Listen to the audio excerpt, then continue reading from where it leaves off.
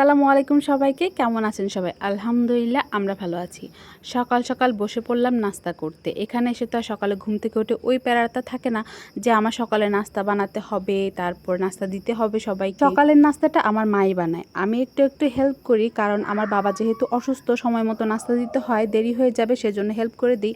তো আজকে সকালে বানানো হয়েছে পরোটা, মচমচে পরোটার সাথে গরম গরম দুধ চা, মানে একদম ঘন করে দুধ চা খেতে কিন্তু ভালোই লাগে। কার কার পছন্দ বলেন তো আপুরা? নাস্তাটা করেই চলে গিয়েছিলাম খেতে, মানে যেখানে আমার বাবা পুঁইশাক করেছিল, পুঁইশাকগুলো অনেক সুন্দর হয়েছিল।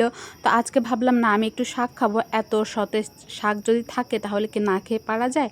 তো শাকটাকে এনে খুব ভালো করে ধুয়ে কেটে নিয়েছি। এখন হচ্ছে শাকটাকে আজকে আমি চিংড়ি মাছ দিয়ে রান্না করব ঝোল করে। তেলের মধ্যে পেঁয়াজ আর চিংড়ি মাছটা দিয়ে ভালো করে নেড়েচেড়ে লাল করে নিলাম। আর আমি কিন্তু চিংড়ি মাছটাকে তেলের মধ্যে একটু ভেজে নিই, তাহলে কিন্তু গ্রানটা সুন্দর আসে। তো একটু লবণ, হলুদ, মরিচ, কাঁচা মরিচ আর একটু রসুন বাটা দিয়েছি। যেহেতু শাক রান্না করছি আর শাকের মধ্যে যদি রসুন বাটা না দিই তাহলে তো একদমই ভালো লাগে না।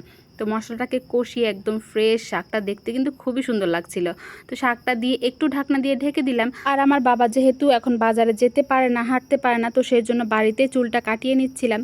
তো চুলটা এখান দিয়ে কাটছে আর আমি তো এখানে রান্না করছি। আমার মা অন্য কাজ করছে। রান্নাটা কিন্তু অনেকটাই দেরি হয়ে গেছে, যেহেতু ঘরের মধ্যে যদি একজন রুগী থাকে তাহলে কিন্তু তার পেছনে অনেকটাই সময় যায়। তো সেই কারণে হচ্ছে একটু দেরি হয়ে যায় এখন রান্নাবান্না করতে।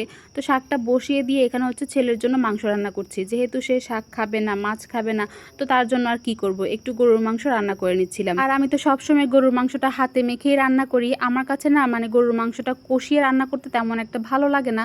মানে যে যেভাবে খায় আর কি, অনেকেই দেখি কষিয়ে রান্না করে, আমি কিন্তু মুরগির মাংসটা কষিয়ে রান্না করি। আর গরুর মাংসটা সবসময় হাতে মেখেই রান্না করি।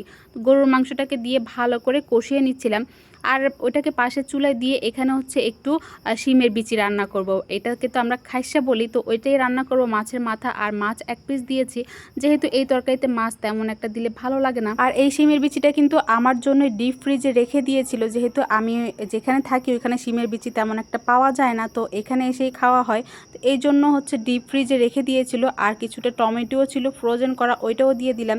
তো মাংসটার মধ্যে তো আলু দিয়ে দিয়েছি। এখন চলে এলাম একটু ধনিয়া পাতা নিতে। বাড়ির মধ্যে কিছু একটা সবজি লাগালে এটাই কিন্তু সুবিধা, মানে যখন যা দরকার হয় তখন কিন্তু তা ফ্রেশ ফ্রেশ তুলে নেওয়া হয়।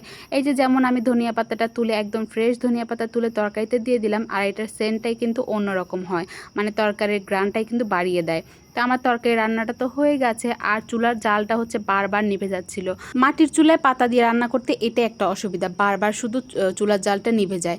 তো রান্না করতে করতে আমার মা হচ্ছে কাঁঠাল ভাঙছিল। এটা কিন্তু পুরাপুরি পাকে না এখনও কাঁঠালটা, তো খেতে ইচ্ছে করলো, বললাম ভাঙতে। আর কাঁঠালের কোষ দেখে তো আমি একদম অবাক, এত বড় বড় কোষ। তো চলে এলাম রান্না বান্না শেষ করে। এখানে হচ্ছে এই কলা গাছটা কেটে ফেলবো। তো কলার থোরটা, মানে কলার কাঁদিটা আগে কাটবো, তারপর কলা গাছটা কাটবো। সমস্ত কাজকর্ম শেষ করে এখন একটু শান্তি করে খেতে বসে পড়লাম। তো খাওয়া দাওয়া শেষ করে তারপরে বিকালবেলা আমার মা হচ্ছে একটু সেমাই রান্না করেছিল। সেমাইয়ের মধ্যে আমার মনে হয় 10 কেজি চিনি ঢেলে দিয়েছে, একদমই খেতে পারিনি। আর আমি মিষ্টি জিনিস এমনিতেও একটু কম খাই। তো আজকের মতো ভিডিওটা এখানেই শেষ করছি। সবাই ভালো থাকবেন, সুস্থ থাকবেন। আল্লাহ হাফেজ।